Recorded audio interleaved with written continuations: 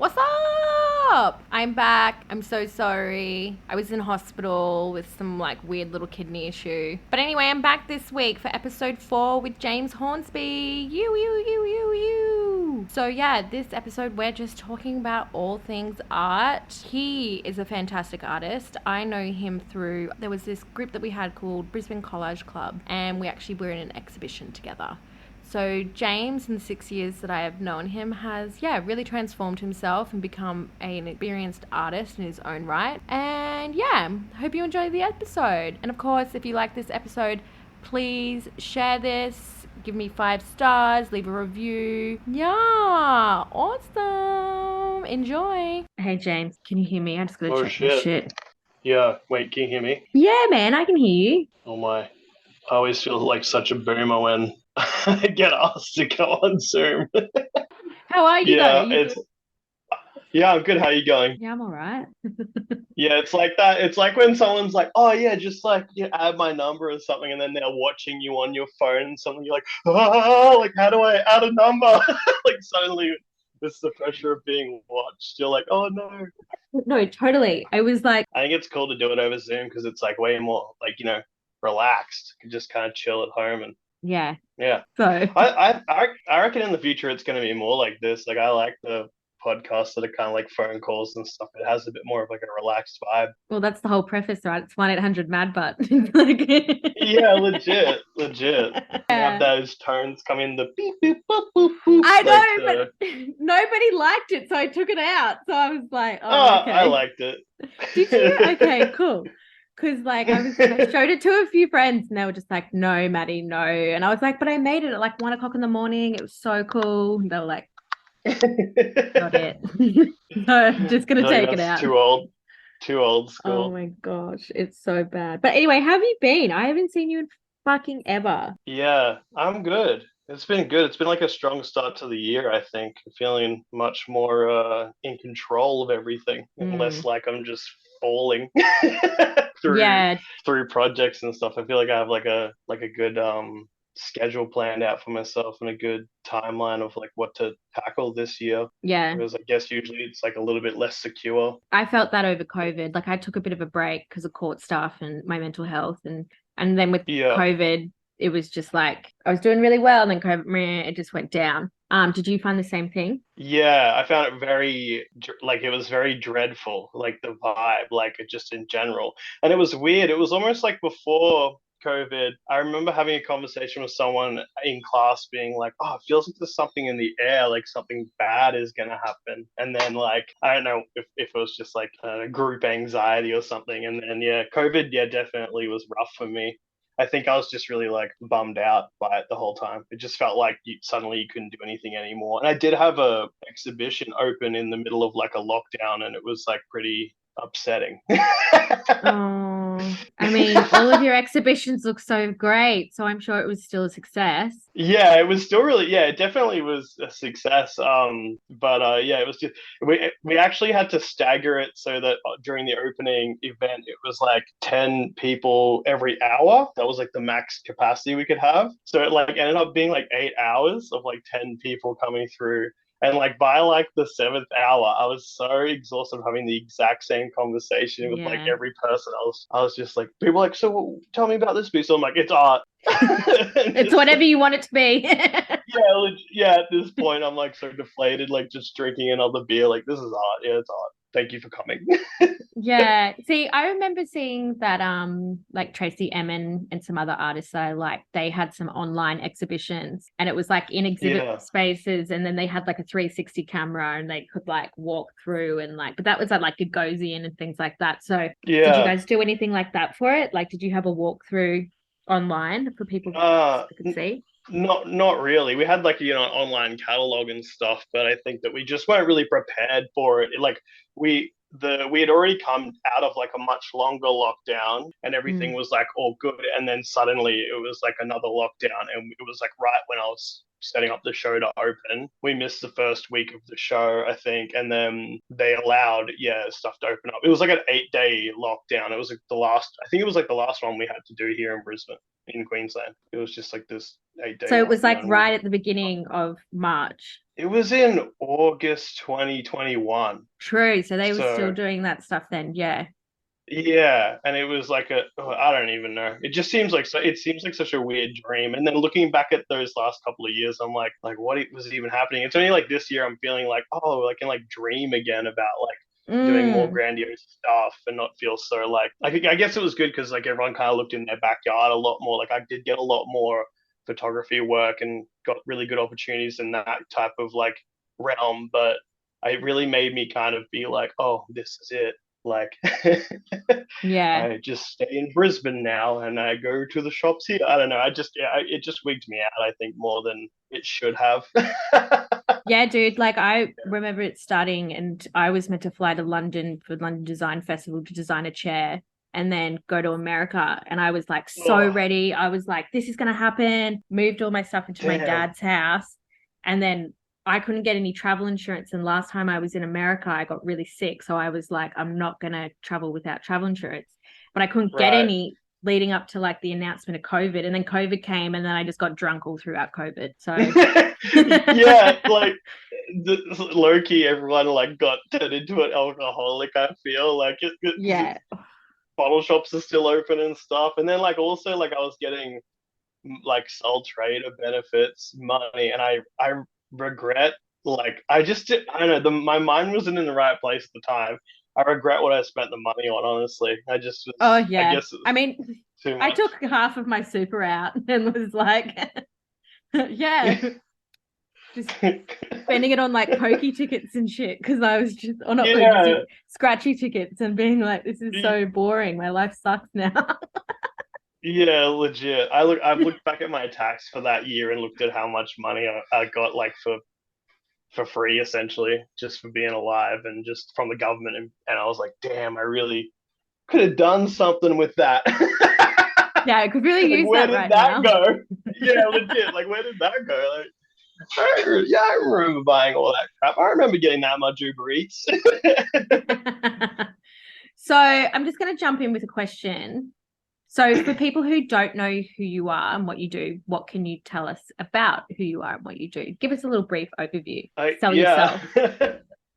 Oh shit. I guess yeah. I'm a visual art, like a contemporary artist, I guess.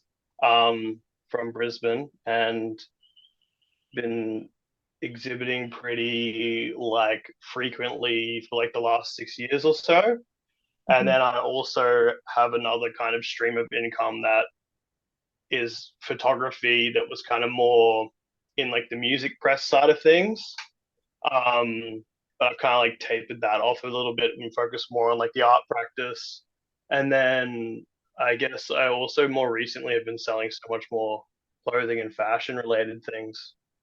But yeah, I don't know. I'm just like a contemporary artist. Touch on a like my work is really like about a complex, like a lot of complex different things. It's very layered. It's got layers like an ogre. Yeah.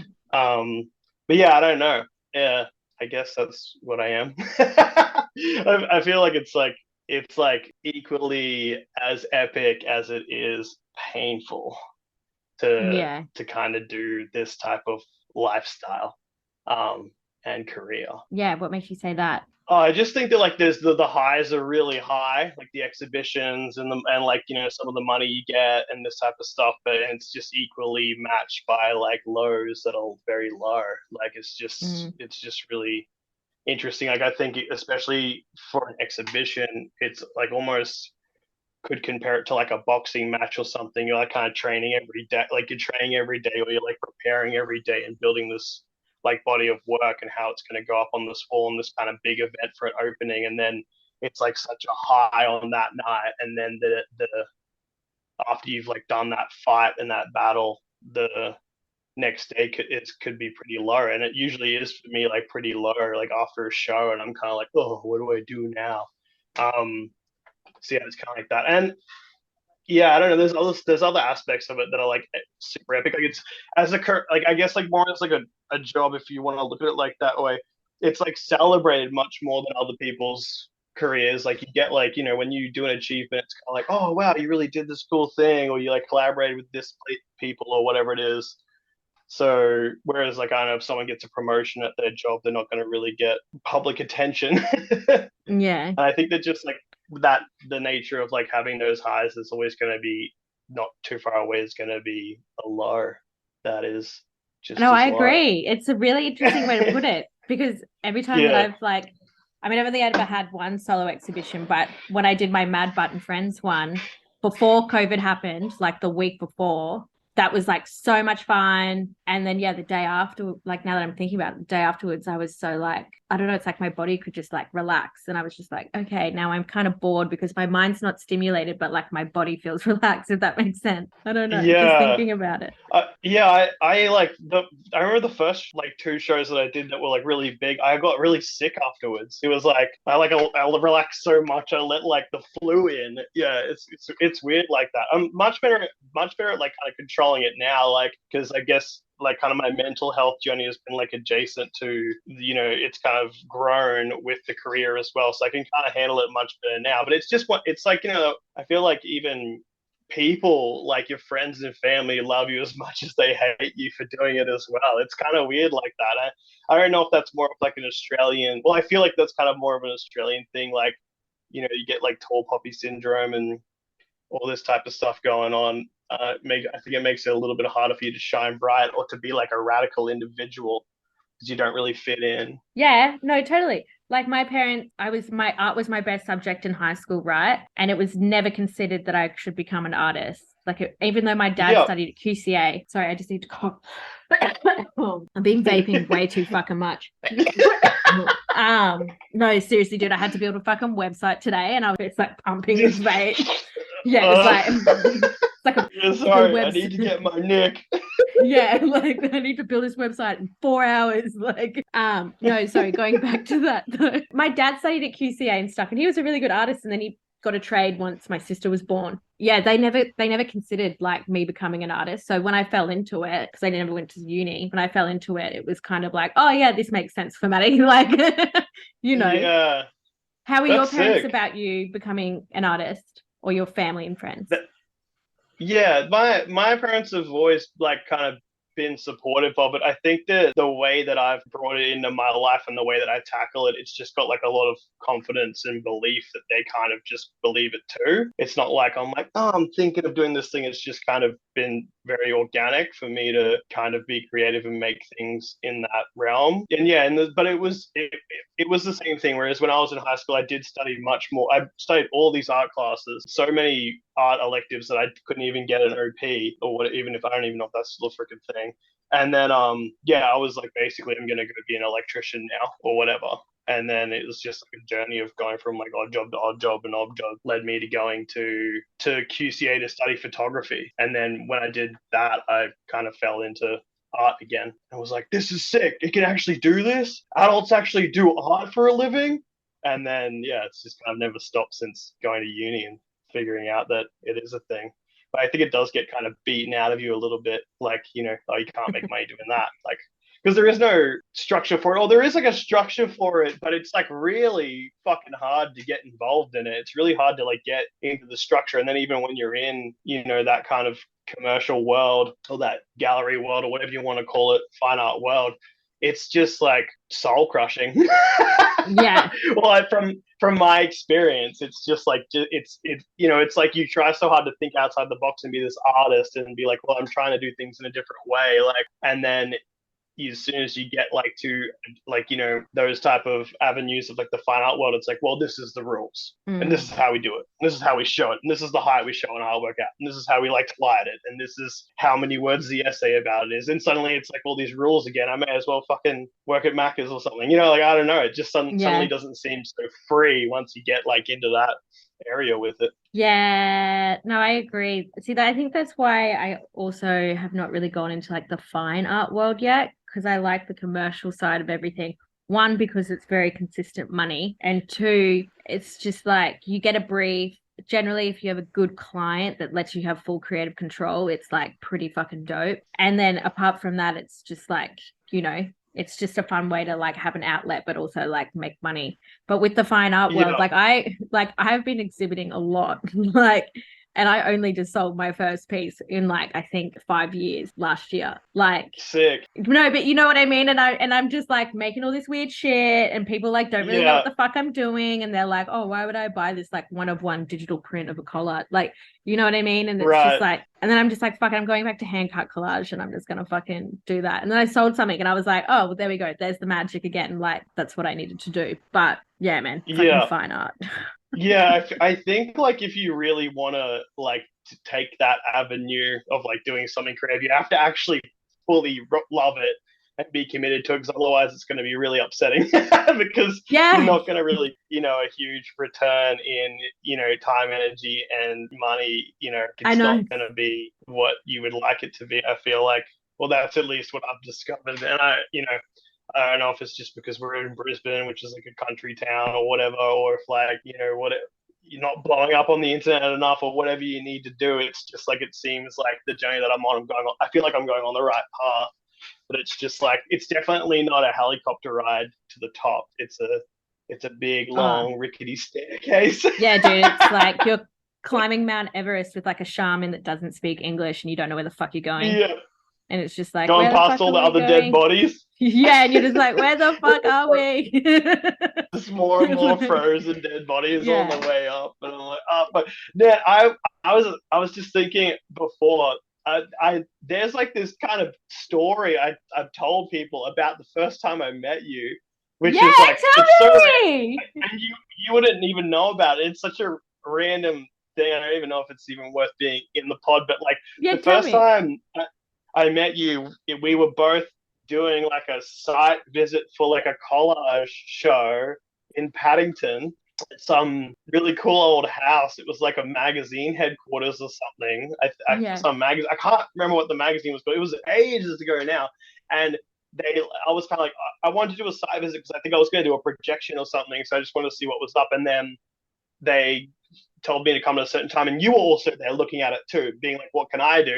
And like you had like your hand in like this bandage, and like it was like kind of like like Yeah, dude, I fucked my weirdly hand up. uh, yeah. And I just, for some reason, like the way that you were like carrying it around and kind of like holding it up, I couldn't, like, my like undiagnosed ADHD brain was like just, I couldn't stop looking at your hand. And then when the lady who was like, it's her house, being like, oh, is there any questions, like, blah blah, this is there any questions, I'm like, what'd you do to your hand?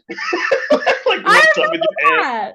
remember And you're like, I like had it like a cooking injury. And I'm like, and then afterwards, I just remember in the car being like, why did I say that? Like, what is that. wrong with me? No, I love you, James. Yeah. Why No, was so my no. question was, about your bandaged hand? Like, why? No, dude. So that was fucking hectic. So that's what made me go into digital collage originally, because I had fucked my hand up. No, legit, my non-dominant hand. I don't know if you can see, I have like a scar here now. I had to get like Oh shit. reconstructive nerve surgery in my hand. Oh, I And didn't realize it was that serious. dude, it My was bad. full serious because I didn't want to take any pain medication. But yeah, dude, it was like, that's what made Yeah. me do digital collage, because I couldn't cut shit anymore. I couldn't hold shit. Like literally, it was, Right. yeah. Damn. It's crazy how something Yes. like that can really change like your journey or trajectory or whatever. But yeah, I just remember I've just told people that story, like, about, yeah, just nuts like Wigged that. out And by me holding my hand weird because like my nerve was yeah, fucked. it's kind of like That's all Scary right. Movie 2 vibes with that Oh, that guy really? with the Oh, well, that that's was so like my embarrassing. no, I feel like the way you would just move. Anyway, we're talking too much about the hand, but yeah, No, yeah, like, yeah, yeah. it was just a funny kind of anecdote that happened, and I remember I've told people that, and now Well, you know. can you stop telling people that it was what is it called? Scary Movie 2 5? No, I haven't. I definitely don't use that. I don't say Scary Movie 2, but Okay. that's just what it reminds me of. Oh But my yeah. God. Okay. Well, in my defense, I was probably extremely fucking stoned. So but that was a fun exhibition. I remember that exhibition, and I remember Yeah. Did you end up having any of the Grey Goose or champagne that I made that guy bring? I don't know. That was a bit. I think I was on the way to like a rave that night, and I came in like pajamas and stuff. Like I feel like I was going to a pajama party that night, and I was because I think there's pictures of me in pajamas there with a couple of friends. It was very weird evening, and then someone bought a piece from me at that show for like a couple of $100 at the time, which was That's great. And I was like, amazing. wow. And then I went to the rave and I remember getting my face painted by like this beautifully ripped man um in angel wings when I went to like take a pee at the back of this warehouse, but like it was very crowded, so I'll just hop this fence and go in this car park behind it. And when I got in there was this guy, like this ripped man with angel wings on, and he was like, "Hey bro, you want me to paint your face?" And I was like, "Hell yeah!" So we just started painting my face. That sounds Yeah. incredible. I feel like we all had a really good night that night because, yeah, I went, I got free bottles of Verve and Grey Goose from some random dude from Tinder who I was like, yeah, bring this. We ran out of alcohol. That's sick. Damn. Yeah. I I mean, feel like some of those earlier art shows like that in that type of era were pretty rowdy. I think. Yeah. It's not really like that as much anymore. I feel it's a bit more serious, and even the newer wave of folks, they're not really partying to that degree from what I've experienced. What, the young kids aren't partying like that anymore? Maybe I think just like when I've gone to show like kind of more DIY shows like that are happening now in Brisbane, it doesn't seem to be. They're much more serious about the art and not just partying. I think at that time Yeah. I was so like influenced and like romanticizing this like idea of like 80s New York and Keith Haring and Basquiat and everyone's somebody and like let's go and do drugs and do an art show together. I was kind of like, yeah, everyone who's somebody is here, like type vibe. So I which love was that, fun. James. I mean, but you've had some really incredible exhibitions, though. I feel like I've actually never been to any of your exhibitions because I wasn't leaving the house for a long time. How do you like plan your exhibitions? Oh man. You like I feel like the way I've been doing it is actually not very sustainable, and like I would like to change the model, but it's kind of like really, at least up until before COVID, was kind of like all about pressure. It's like I'd like lock in the date or whatever and then start developing a cohesive like body of work around one idea and just Mm. kind of shooting as much as I can with people, collaging and printing and kind of getting it out towards the show. Like I guess like the concept and the actual practice is like kind of discovering itself side by side. I don't it seems like I rarely have like a final vision of what it's going to be, or like what the final vision I want it to be. It never turns out to be that thing. But I kind of will start with a concept. I think like the one of the coolest shows I did was called Flesh Car Valet, and Mm. that was kind of about how social media and the internet is affecting our mind. And then the follow-up show to that was High Vis Fumes, which was in 2021, and then that's kind of like about how the contemporary media and technology is affecting our soul and spirit. It's kind of like weirdly very colorful but very dark. People do get it, they find it kind of horrific, but then other people are like, oh, it's so fun, and I'm like, yeah, it's fun. And When they look at also, yeah, I'd like to add on that point that like on my TikTok, it always comes up with BPD options for me, like what signs you have borderline personality disorder. And I went and saw right. and I went and saw my psychologist because I was like, not about this, but I was like just catching up there, and I was like, dude, do I have fucking BPD? Because like my TikTok is telling me that I have BPD, and she's like, you do not have BPD. Like, yeah, and she was like, a lot of people have been like, or a lot of like the younger of her patients have like who have mental health deficiencies or whatever. I don't like saying the word problem, but they essentially are just like getting similar type of things, and I'm just like, oh, this is fucked. Anyway, my next question to you is, Gotta stay on track. I keep derailing.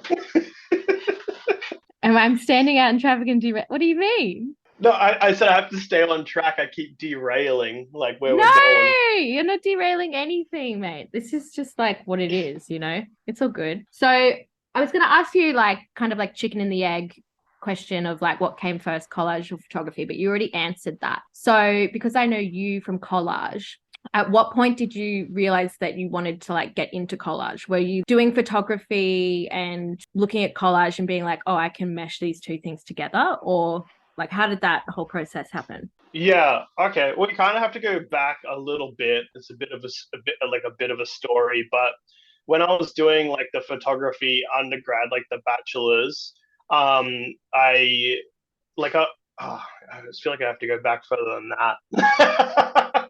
I I kind of came to the college with the intent to do photojournalism because I was shooting heaps of BMX media for like magazines and kind of like documenting that scene and traveling around like doing the whole BMX thing with Chronic Bone clothing when I went to uni. And then when I went to like the journalism class, I fucking hated it. It was like, go take pictures of the AFL and write a fucking 500-word thing about the game. And I'm like, oh, yuck, I want to take pictures of like life.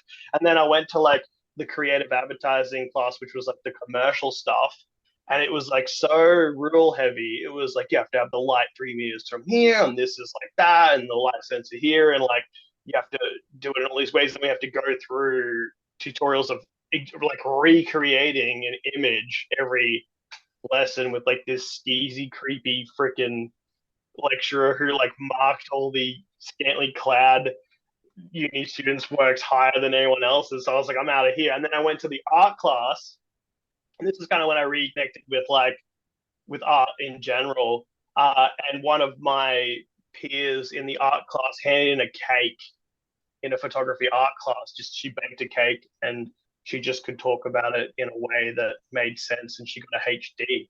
And I was like, this is my crowd. Like, this is where I need to be in the cake class. And Yeah, I nice. think, yeah, and then I started handing in drawings. So I wasn't doing photography at all.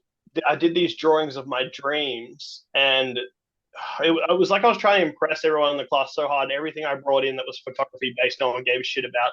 And then one day, I just on a whim showed them these dream drawings I did, and they just saw like it just blew their minds. Like, this is the best thing I've ever seen. Blah, blah, blah. And I was like, wow. And that was like such a turning point for me to connect with people through art in that way. Like that was just like such a crazy moment for me. Like literally, I haven't stopped chasing like that since then.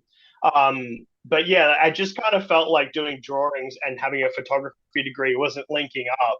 So I started to shoot people in the studio, but I still wanted to have like a kind of drawing or painterly aspect to it.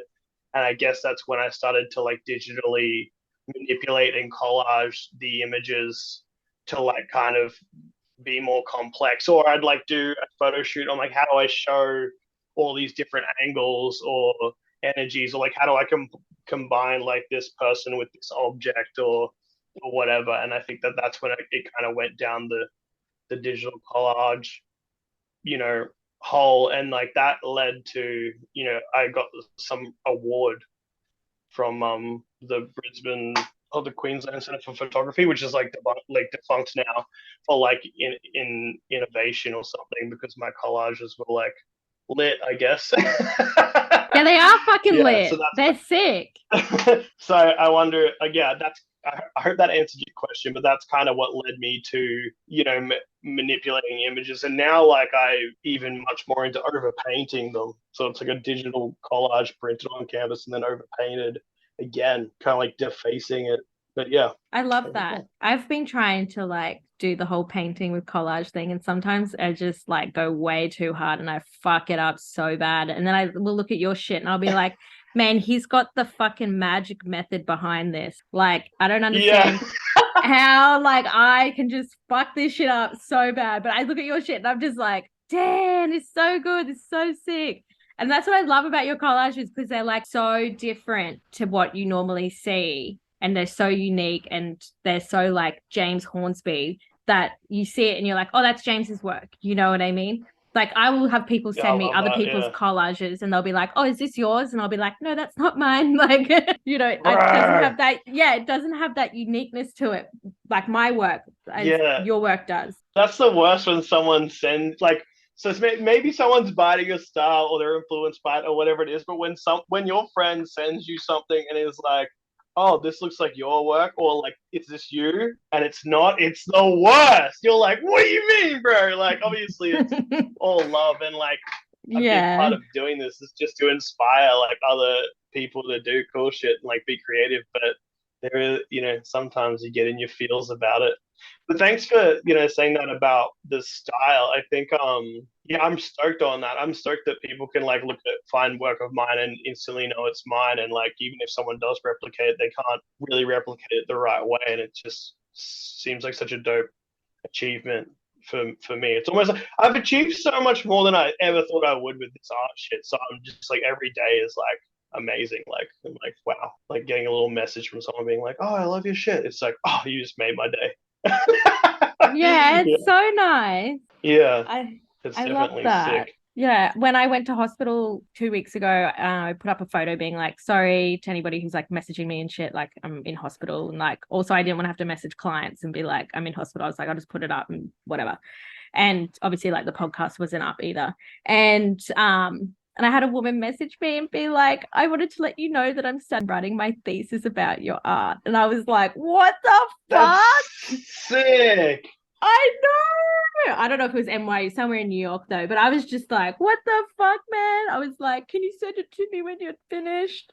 And like, yeah. Yeah, wow. Really makes your day. Hey, and it's crazy because like I don't know, like the kind of you get butthurt about like your shit not popping off online, but there's always people looking at it. Like there's like Yeah. it's crazy the people that are like actually paying attention. I think I've found it much more valuable recently to actually have those connections with other creators than just trying to like appease people like or sell works to like some random rich person. It's actually becoming much more rewarding when you're actually kind of impressing and like collaborating with other artists. So I just feel like that opens so much more doors. It's so much doper. I think that for a long time, I was just kind of like, I felt like I was like, oh, I'm the only one who's doing this. No one gets me. I'm edgy. And then it's like, oh, actually, there's so many artists like doing the same thing as me. And it's just so nice to like kind of see your peers and the people that are in your like circles. And yeah, if you guys fuck with each other's stuff, it's like awesome. So I'm Yeah. much more geared towards that at the moment. Just hoping the right people are liking your stuff is what I Yeah. mean, I guess. Dude, thanks so much for having me on this. I forgot to say it. It's always so nice to be able to like talk about your shit to someone, because I feel like it's Of fun to course. catch up. And I don't know, I just look these opportunities are just always so nice, and I just am really grateful for it because it's cool just to be able to talk about your stuff like a bit more deeply. Yeah, so thank you. No, totally. And you're always welcome back on. And you're also my first male guest. Hell yeah. Yeah, I like who else was I gonna like ask? Obviously another fellow collage artist and legend. Like Yeah, leading by example.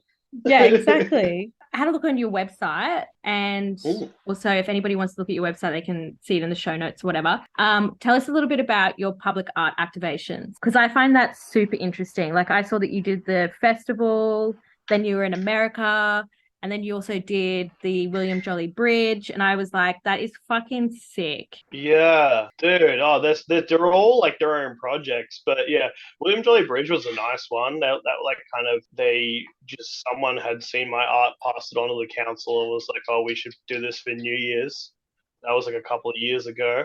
At the moment, there's still like a temporary public art thing up at the Hurston Quarter, which is like this health precinct, like the Royal Women's Hospital. And I worked on like this 3-paneled like artwork that was like kind of about the surrounding land and healing and health and acceptance and accessibility and all this stuff. So that was like a really rewarding project to kind of work on that with Cultural Capital.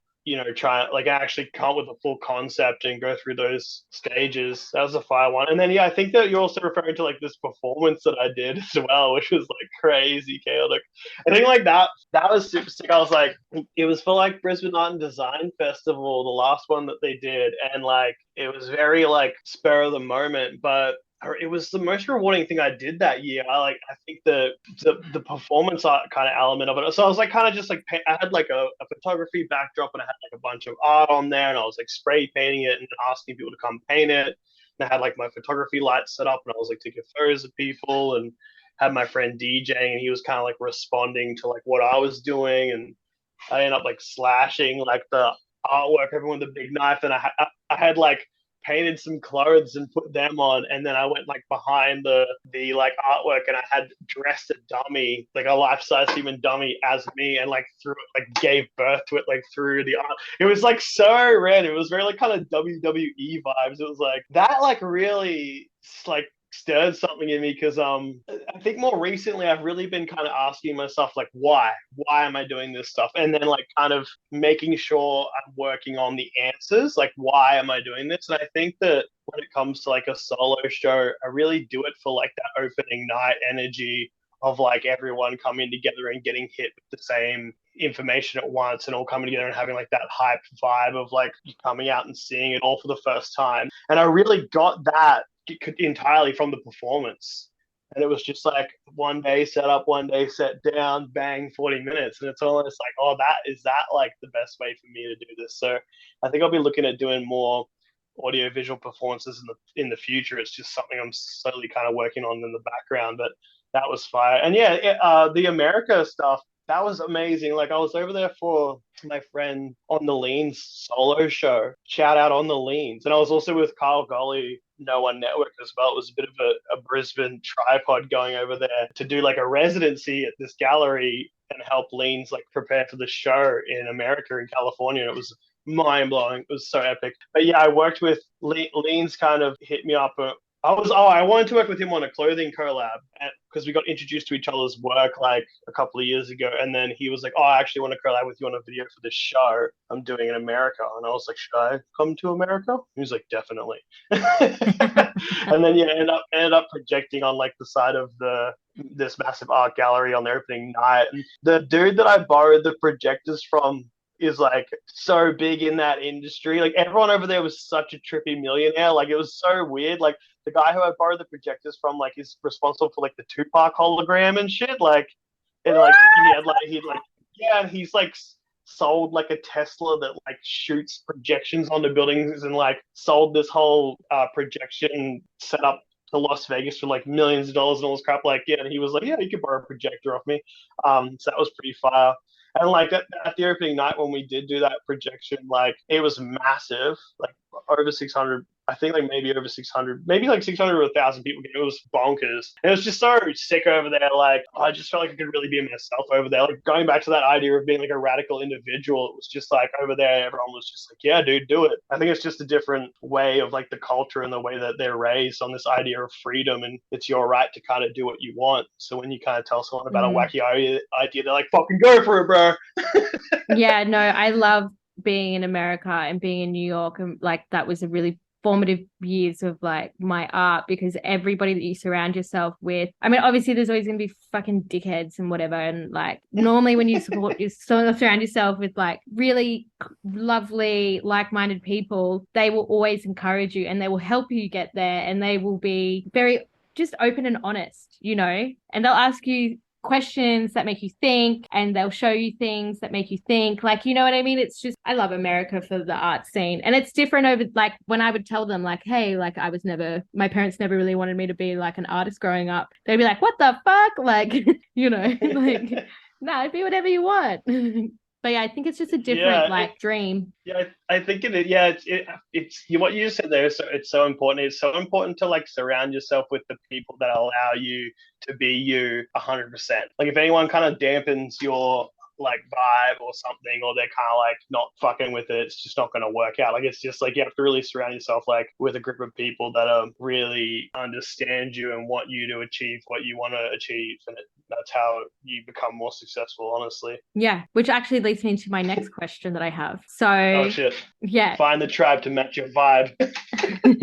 But what advice do you have for artists entering competitions, and like what advice do you have for artists in general? Oh god, So I feel like I have so much advice actually.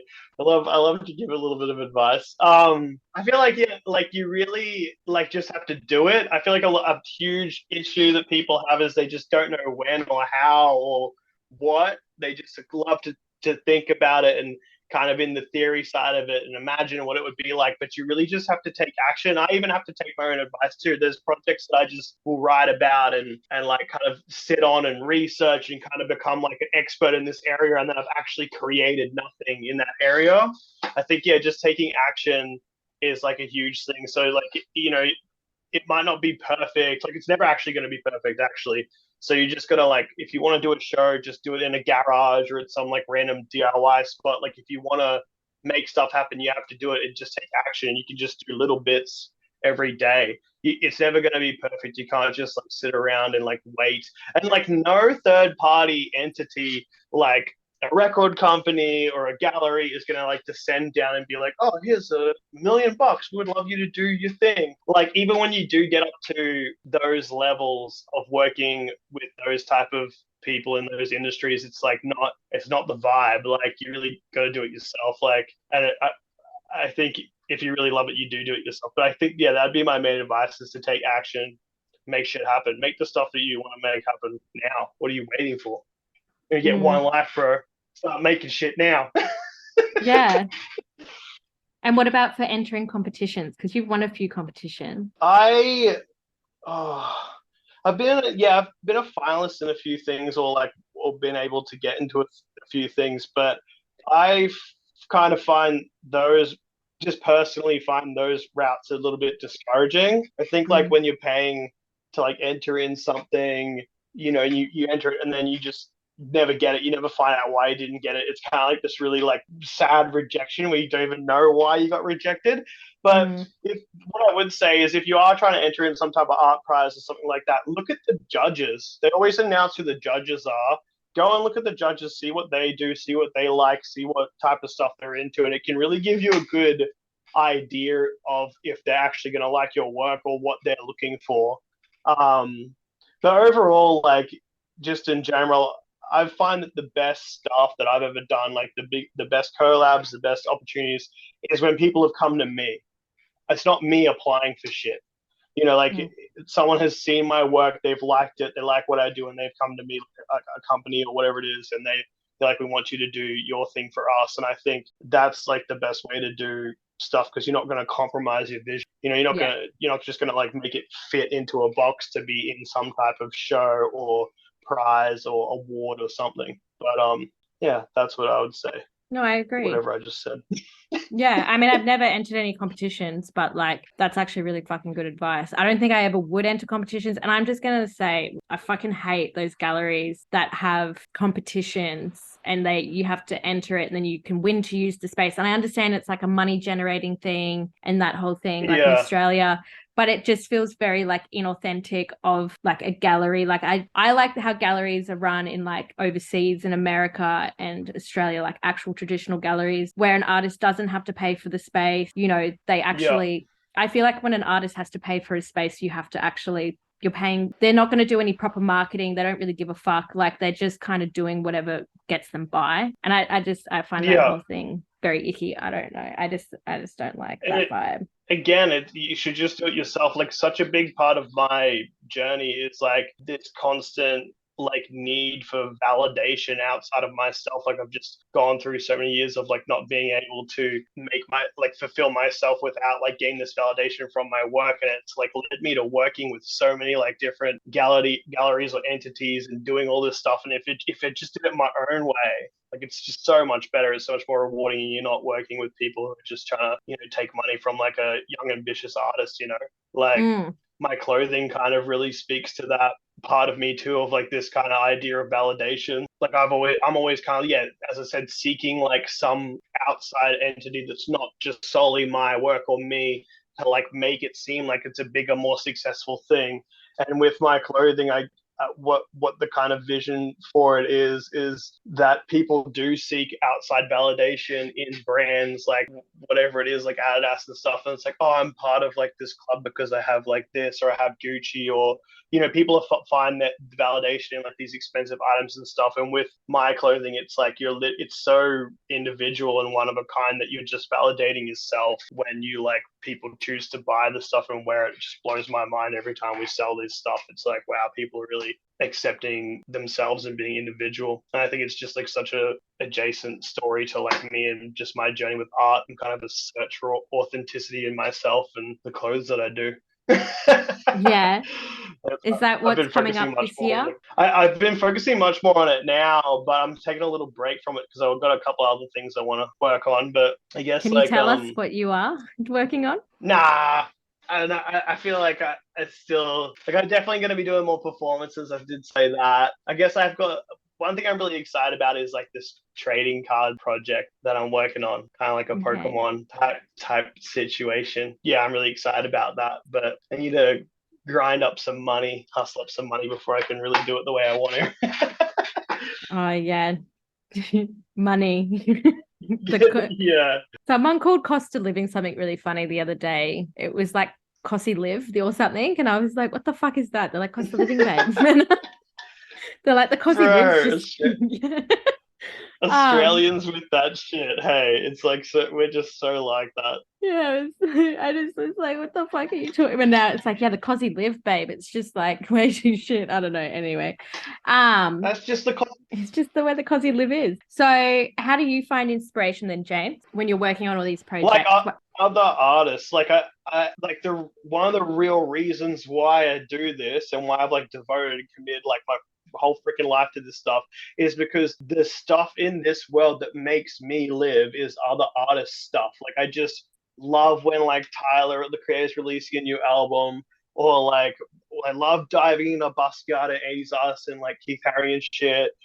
I love just watching their journey and discovering artists and seeing how they do stuff. And it literally like is what gives me life. It's like the thing that makes me who I am. So I want to do that for other people. I want to be like that guy for other people when they're like, oh yeah, James Hornsby did something like that, or they're like following something I'm releasing, or I'm working on something that they're excited about. So yeah, I just have like just so many artists that I love, and I'll just go look at their work, and that's where I get it from. That's like the inspiration. I just freaking love looking at other artists' stuff.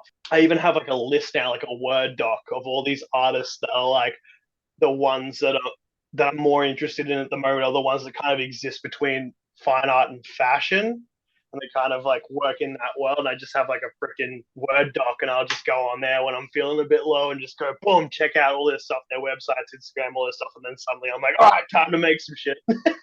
I don't want to put you on the spot, but can you like list any name? I will bring up the Word doc.